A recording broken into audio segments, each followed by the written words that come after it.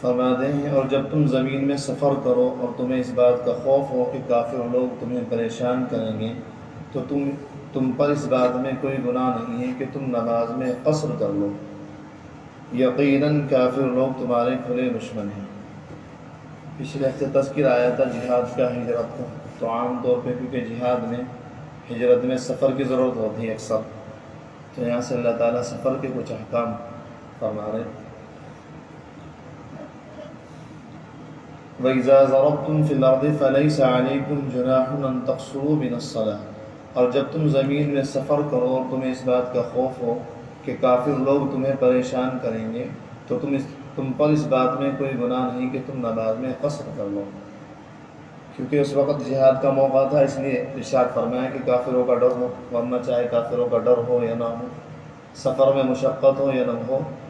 قصر کرنا ضروری ہے، واجب۔ قصر کہتے ہیں گھٹانے کو، چنانچہ 3 علماء فرماتے ہیں کہ 3 نمازوں میں قصر ہوگا، ظہر، عصر، عشاء، 4 رکعت والی جو نمازیں ہیں وہ 2 رکعت ہو جائیں گی۔ اس کے علاوہ بعض لوگ سمجھتے ہیں سنتوں میں قصر ہوگا، سنتوں میں قصر نہیں، نبی طرح میں کوئی قصر ہے۔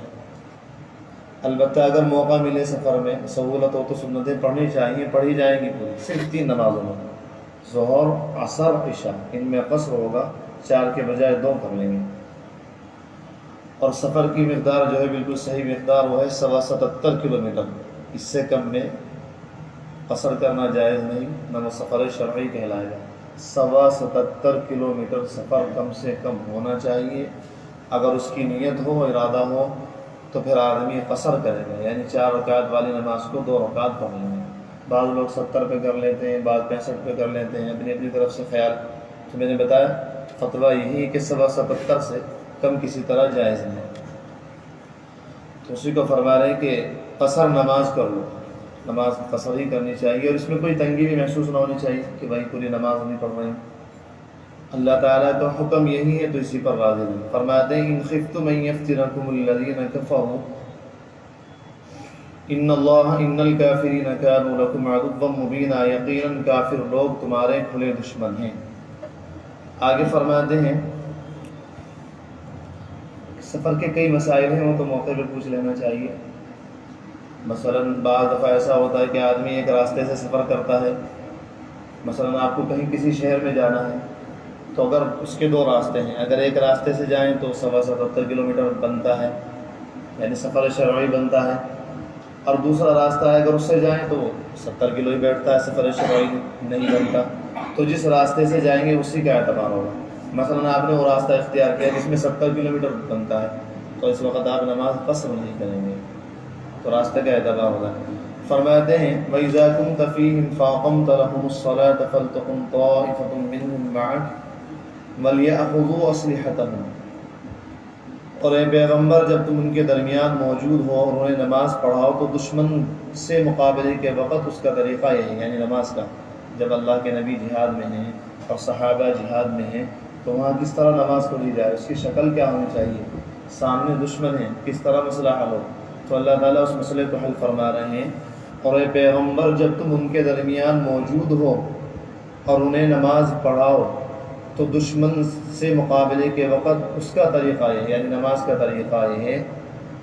کہ مسلمانوں کا ایک گروہ تمہارے سامنے کھڑا ہو جائے، وَلْيَأْخُذُوا أَسْلِحَتَهُمْ، اور اپنے ہتھیار ساتھ لے لیں۔ پھر فرماتے ہیں فَإِذَا سَجَدُوا فَلْيَكُونُوا مِنْ وَرَائِكُمْ، پھر جب یہ لوگ سجدہ کر چکے تو تمہارے پیچھے ہو جائیں، وَلْتَأْتِ طَائِفَةٌ أُخْرَىٰ لَمْ يُصَلُّوا، اور دوسری جماعت جس نے ابھی تک نماز نہ پڑھی ہو آگے آ جائے، فَلْيُصَلُّوا مَعَكَ، اور وہ تمہارے ساتھ نماز پڑھے، وَلْيَأْخُذُوا حِذْرَهُمْ وَأَسْلِحَتَهُمْ، اور اپنے ساتھ اپنے بچاؤ کا سامان اور اپنے ہتھیار لے لیں۔ جہاد کے موقع پہ صلاۃ خوف کہتے ہیں اسے، اس کا طریقہ یہ ہے کہ جب دشمن سے زبردست مقابلہ ہو تو مجاہدین کی جو جماعت ہے پوری اس کو 2 جماعتیں کر دیا جائے۔ سفر ہے، سفر میں تو 2 ہی پڑھی جائیں گی، 4 والی نماز، یہ تو ہے قصر ہوگا۔ اب 2 جماعتیں کر لی جائیں، نبی اکرم صلی اللہ علیہ وسلم نماز پڑھائیں، ایک جماعت ان کے ساتھ ہو اور ایک جماعت مقابلے کے ساتھ ہو۔ جو جماعت نماز میں شریک ہوگی اللہ تعالیٰ اس کو فرما رہے ہیں کہ تم بھی ہتھیار رکھو اپنے پاس،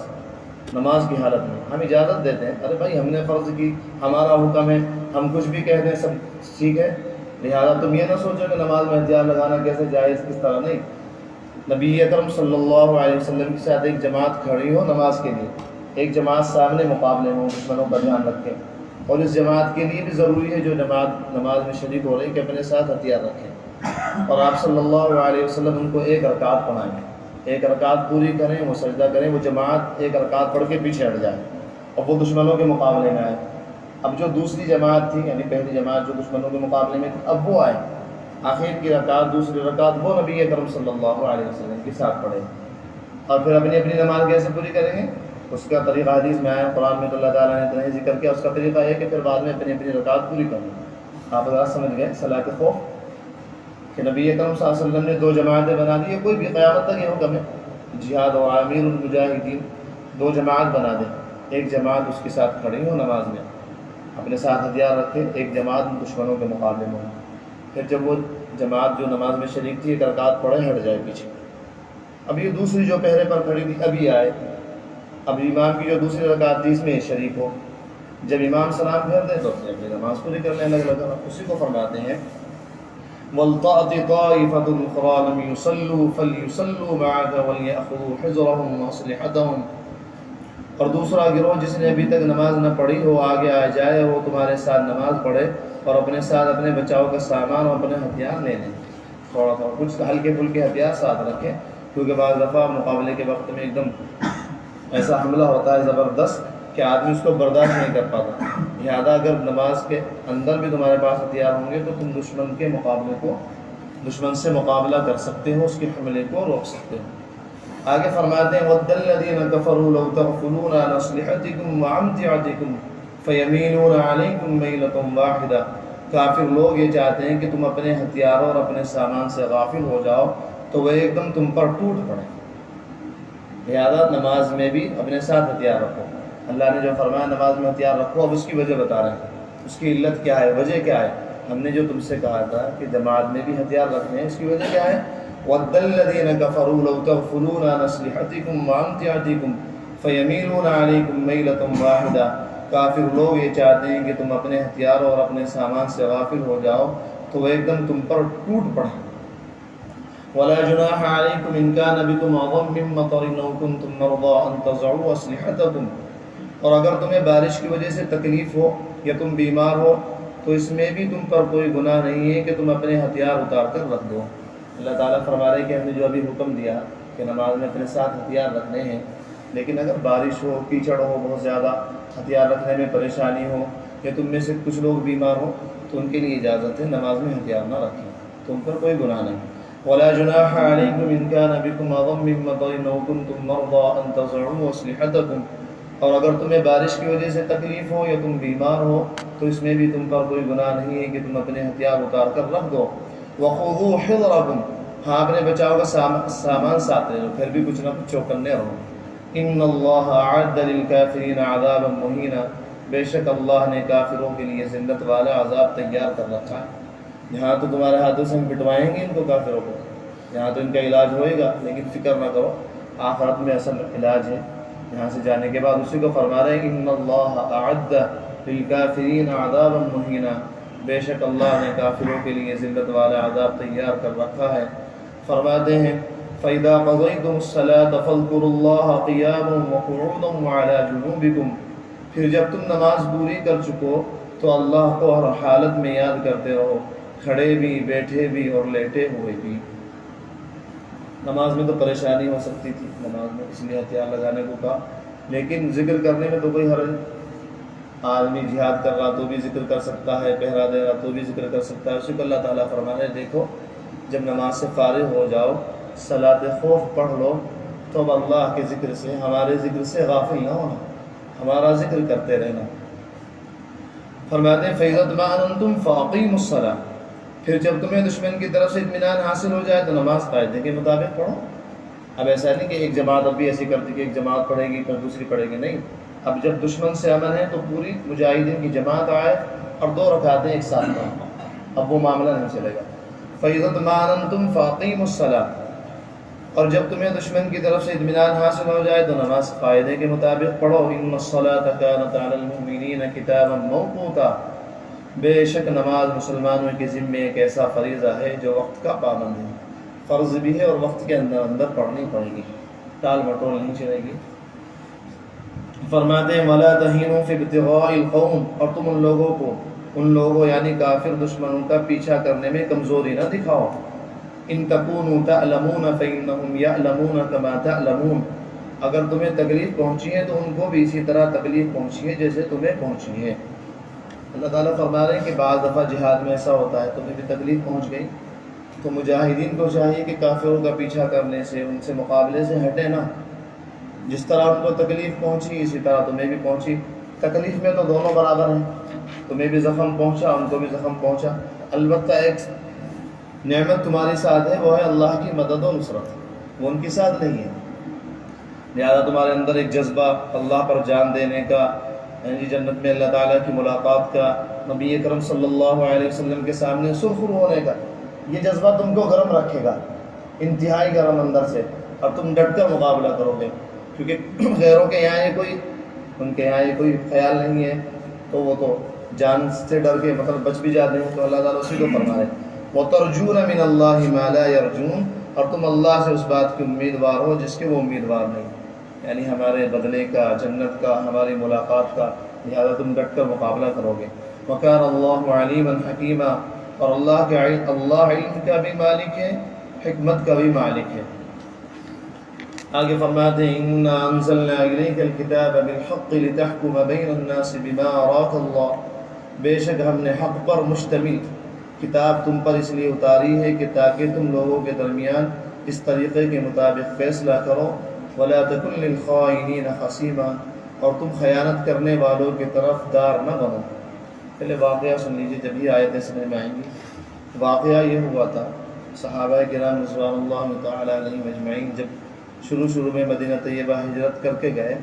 تو عام طور پہ خوراک یہ تھی کہ جو کا آٹا کھاتے تھے، کھجور استعمال کرتے تھے، گیہوں کا آٹا بہت کم ملتا تھا، بہت اعلیٰ درجے کی چیز ہے گیہوں کا آٹا۔ اللہ ہماری ناقدریوں کو معاف فرمائے،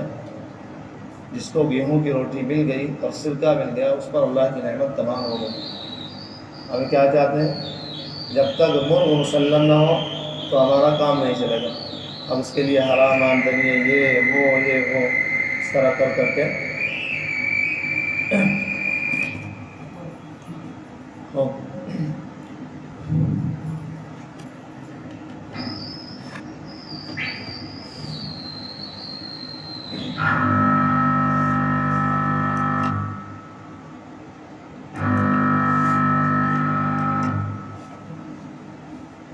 تو صحابہ کی خوراک جو عام طور پہ تھی وہ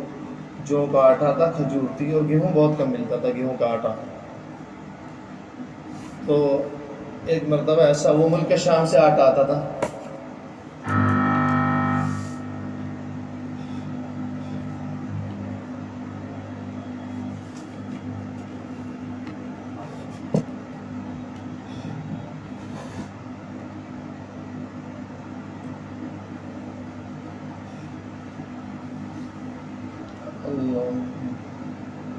تو ملک شام سے گیہوں کا آٹا آتا تھا،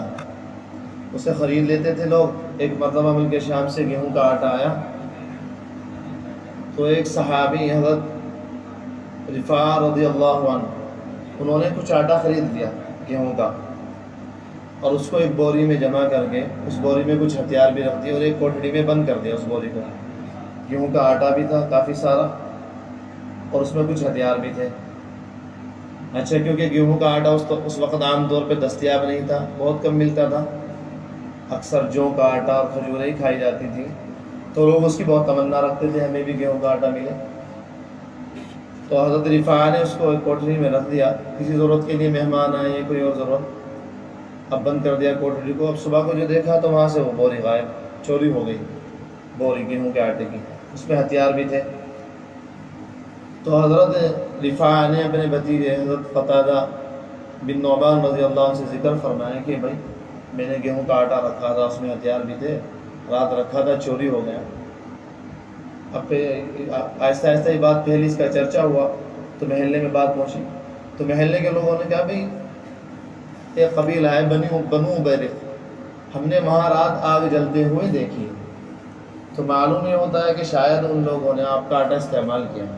بنو بیرق ان کے قبیلے کے ایک آدمی تھا، بشیر اس کا نام تھا، تو صحابہ کرام جو یہ دونوں تھے ان کو بھی شک ہو گیا کہ باقی بھائی شاید بنو بیرق کا کام ہے۔ اب یہ چرچا میں بات آئی کہ بھائی بنو بیرق نے، ایک آدمی نے بنو بیرق کے بشیر نے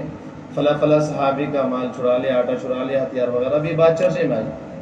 تو بشیر کو بڑا خطرہ ہوا، تو اس نے آ کر الزام ایک صحابی کے اوپر رکھ دیا، حضرت لبید رضی اللہ تعالیٰ عنہ، بڑے نیک صحابی تھے، مشہور تھے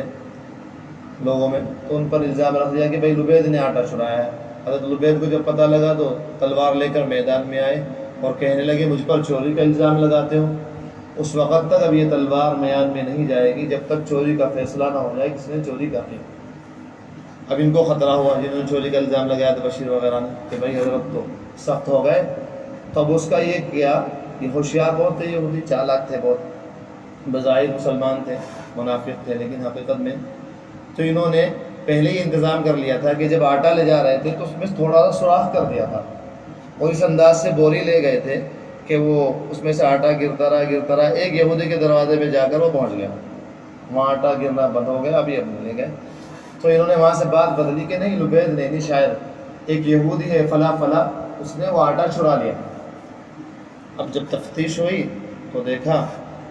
کہ یہودی کے ہاں اسی طرح، کیونکہ بہرحال ظاہری طور پر وہ آٹے کی ایک لکیر سی بنی ہوئی تھی اس کے دروازے تک، اور انہوں نے خبیثوں نے اسلحہ بھی وہیں رکھوا دیا تھا۔ اب تفتیش ہوئی تو وہیں سے آٹا ملا، اسلحہ وغیرہ بھی وہیں سے ملا، تو یہودی کہنے لگا کہ نہیں واللہ میں نے یہ چوری نہیں کی، بلکہ عبیرق خاندان کا ایک لڑکا بشیر ہے، اس نے میرے پاس یہ گیہوں رکھوایا تھا اور یہ اسلحہ رکھوایا تھا۔ یہ بات خوب چرچا میں رہی۔ حضرت قتادہ حضرت رفاع کو محسوس ہو گیا کہ کام بشیر ہی کا ہے، تو آپ صلی اللہ علیہ وسلم کی خدمت میں حاضر ہوئے، کہنے لگے یا رسول اللہ ہمارے یہاں چوری ہو گئی، اور غالب گمان یہ ہے، یقین کا درجہ یہ ہے کہ عبیرق کا لڑکا بشیر ہے، اس نے چوری کی ہے۔ اب یہ بات بشیر کے کانوں میں پڑی تو ان کے لوگ بھی آ گئے آپ صلی اللہ علیہ وسلم کے پاس، کہنے لگے کہ یا رسول اللہ یہ لوگ بغیر ثبوت، بغیر شرعی دلیل کے ہم پر چوری کا الزام لگا رہے ہیں، کوئی دلیل تو ہے نہیں پہ شرعی، یہودی کے پاس سے ملا تو اسی کو ملزم سمجھنا چاہیے۔ تو یہاں تک معاملہ یہ ہوا کہ آپ صلی اللہ علیہ وسلم نے رفاع وغیرہ کو کہہ دیا کہ آپ لوگوں کو ایسا نہیں کرنا چاہیے، بغیر دلیل کے کسی مسلمان پر آپ الزام لگا رہے ہیں، کیونکہ ظاہر میں تو مسلمان بنے ہوئے تھے، منافق تھے، لیکن اب اسے حضرت رفاع کو بہت تکلیف ہوئی کہ میں نے تذکرہ ہی کیوں کیا رسول اللہ صلی اللہ علیہ وسلم کو، ناراض کیا تذکرہ کر کے، اور میرا مال گیا تھا جاتا، میری دولت ساری چلی جاتی، لیکن اللہ کے نبی کو ناراض نہ کرتا۔ حضرت رفاع چپ ہو گئے، خیر حتیٰ کہ معاملہ یہاں تک ہوا یہودی کے ہاتھ کاٹنے کے لیے بھی تیاری ہو گئی، کیونکہ چوری ثابت ہو گئی تھی، تو جب چوری ثابت ہوئی تو یہودی پہ سزا جاری کرنے کا حکم بھی قریب تھا۔ اس وقت اللہ تعالیٰ نے آیت نازل فرمائی، 7 آیتیں، رکوع کا رکوع، فرماتے ہیں یہ شرری لوگ ہیں بہت یہودی، عبیرق کے خاندان کا جو بشیر ہے اس نے ہی یہ چوری کی ہے۔ اسی کو فرماتے ہیں ہم نے تمہارے اوپر وحی نازل کی تاکہ آپ لوگوں کے درمیان حق کا فیصلہ فرما دیں۔ انا انزلنا الیک الکتاب بالحق لتحکم بین الناس بما اراک اللہ ولا تکن للخائنین خصیما،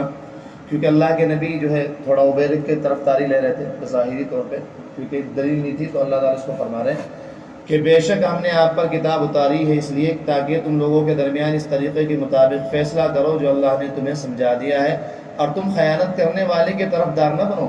یہ نہ کہو کہ بھائی عبیرق ایک مسلمان خاندان ہے، اس نے چوری نہیں کی، اب ہم نے تمہیں بتا دیا اس کے مطابق فیصلہ کرو۔ اور کیونکہ نبی اکرم صلی اللہ علیہ وسلم کا صرف یہ بھی سوچنا کہ ان لوگوں نے چوری نہیں کی، حالانکہ یہ کوئی گناہ نہیں بالکل، لیکن اللہ کو یہ بالکل اچھا محسوس نہیں ہو اللہ تعالیٰ کو کہ آپ ایک عظیم الشان نبی ہیں، تمام نبیوں کے سردار ہیں، تمام رسول کے آپ سردار ہیں، خاتم النبیین ہیں، آپ کے شان کے خلاف ہے کہ آپ ایک گمان لگا لیں کہ بھائی فلاں آدمی نے کام نہیں کیا، اس لیے فرمایا واستغفر اللہ، یہ آپ کی ذات کے اعتبار سے، آپ کے عظمت رتبے کے اعتبار سے گویا ایک گناہ ہے، لہذا اللہ سے استغفار کیجیے، ان اللہ کان غفورا رحیما، اور اللہ سے مغفرت طلب کرو، بے شک اللہ تعالیٰ بہت بخشنے والا بڑا مہربان ہے۔ آگے فرماتے ہیں وَلَا تُجَادِلْ عَنِ الَّذِينَ يَخْتَانُونَ أَنفُسَهُمْ، دوبارہ فرما رہے ہیں اور کسی تنازع میں ان لوگوں کی وکالت نہ کرنا جو خود اپنی جانوں سے خیانت کرتے ہیں۔ ان اللہ لا يحب من كان خوانا نصیما، اللہ کسی بھی خیانت کرنے والے گنہگار کو پسند نہیں کرتے۔ آگے فرما دیں یستخفون من الناس ولا یستخفون من اللہ، یہ لوگوں سے تو شرماتے ہیں اور اللہ سے نہیں شرماتے۔ یعنی جب چوری کر رہے تھے، جب یہ بات ہوئی کہ بھائی چوری فلانے کی تو اب انہیں شرم آئی، اللہ کے نبی کے پاس حاضر ہوئے، لیکن جب چوری کی پلاننگ بنا رہے تھے تو اس وقت اللہ سے نہیں شرمائے، لیکن جب ان کا معاملہ پھیلا تو لوگوں سے شرما رہے ہیں۔ اس کو اللہ تعالیٰ فرما دیں یستخفون من الناس، یہ لوگوں سے تو شرماتے ہیں، ولا یستخفون من اللہ، اور اللہ سے نہیں شرماتے۔ وہو معہم، اور حالت یہ کہ اللہ تو ہر وقت ساتھ ہے۔ وہو معہم، اللہ ہر وقت ساتھ ہے، ہر وقت دیکھ رہے ہیں، ہر وقت تمہاری ایک ایک لمحے کی تمہاری حرکتوں پر نگاہ رکھتے ہیں۔ ایک جگہ اللہ تعالیٰ فرماتے ہیں ان ربک لبالمرصاد، تیرا رب گھات میں ہے۔ اور حضرات علماء فرماتے ہیں عربی میں مرصاد اس وقت کو کہتے ہیں جب شکاری عین موقع پر شکار کی طرف نشانہ لگائے ہوئے بیٹھا ہو، بس کہ بس اب میرے سامنے آ گیا، اب اس پر بالکل نشانہ مجھے دارنا ہے۔ مرصاد اس لمحے کو کہتے ہیں۔ تو اللہ تعالیٰ فرما رہے ان ربک لبالمرصاد، لوگو ہر وقت اللہ تعالیٰ تمہاری گھات میں ہے، تم کس موقع پر کیا کیا کام کر رہے ہو، لہذا سوچ سمجھ کے کیا کرو۔ اسی کو اللہ تعالیٰ فرماتے ہیں وَهُوَ مَعَهُمْ، اللہ ان کے ساتھ ہے، اِذْ يُبَيِّتُونَ مَا لَا يَرْضَى مِنَ الْقَوْلِ، جب وہ راتوں کو ایسی باتیں کرتے ہیں جو اللہ کو پسند نہیں، راتوں کو پلاننگ بناتے ہیں۔ وَكَانَ اللَّهُ بِمَا يَعْمَلُونَ مُحِيطًا، اور جو کچھ یہ کر رہے ہیں اللہ نے سب کا احاطہ کر رکھا ہے۔ تو یہ اگر ہم اس کا بھی یعنی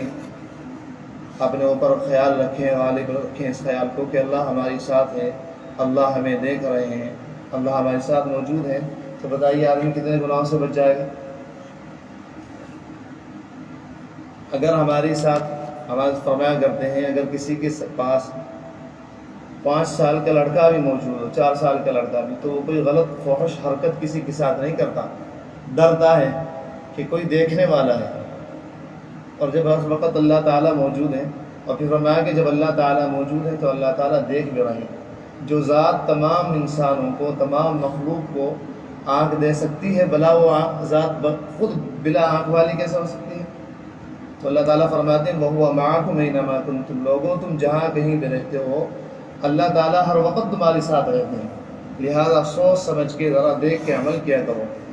چوریاں آنکھوں کی اور سینوں کے راز جانتا ہے سب کو، تو ہے بے نیاز۔ اللہ تعالیٰ ہر لمحے ہمارا حضرت نے فرمایا کہ جو لوگ ہر وقت اللہ تعالیٰ کے احکام پر عمل کر کے بازاروں میں، اسٹیشنوں پر، ایئرپورٹوں پر اپنی نگاہوں کو بچاتے ہیں،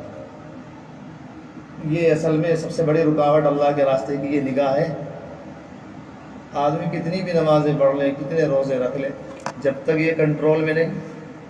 0/0